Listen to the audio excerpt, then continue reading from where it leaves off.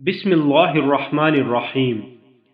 حضرت ابن عمر رضی اللہ عنہما سے مروی ہے کہ اللہ کے رسول صلی اللہ علیہ وآلہ وسلم سے اس پانی کے بارے میں پوچھا گیا جس پر جانور اور خصوصاً درندے پینے کے لیے آتے جاتے رہتے ہیں۔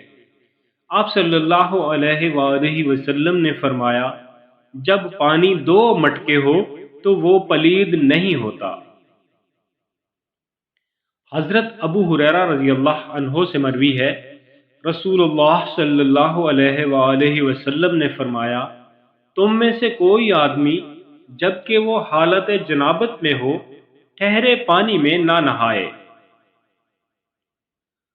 حضرت ابو ہریرہ رضی اللہ عنہ سے روایت ہے، انہوں نے رسول اللہ صلی اللہ علیہ وآلہ وسلم کے منہ مبارک سے سنا، آپ صلی اللہ علیہ وآلہ وسلم فرما رہے تھے، مؤذن کی بخشش کی جاتی ہے جہاں تک اس کی اذان کی آواز پہنچے، اور ہر خشک و تر چیز جاندار اور بے جان اس کے لیے گواہی دے گی۔ رسول اللہ صلی اللہ علیہ وآلہ وسلم نے فرمایا، جو مر گیا اور تین چیزوں یعنی تکبر، مال غنیمت میں خیانت اور قرض سے بری رہا، وہ جنت میں داخل ہوگا۔ نبی اکرم صلی اللہ علیہ وآلہ وسلم نے فرمایا، رب کی رضا والد کی رضا میں ہے اور رب کی ناراضگی والد کی ناراضگی میں ہے۔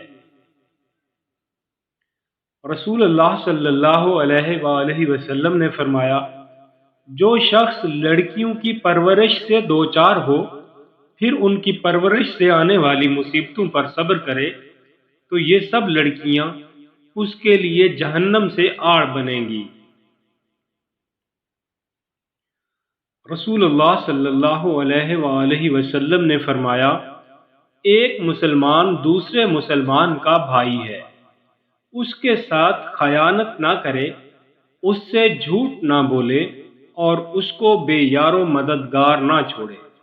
ہر مسلمان کی عزت، دولت اور خون دوسرے مسلمان کے لیے حرام ہے۔ تقوی یہاں دل میں ہے۔ ایک شخص کے برا ہونے کے لیے یہی کافی ہے کہ وہ اپنے کسی مسلمان بھائی کو حقیر و کمتر سمجھے۔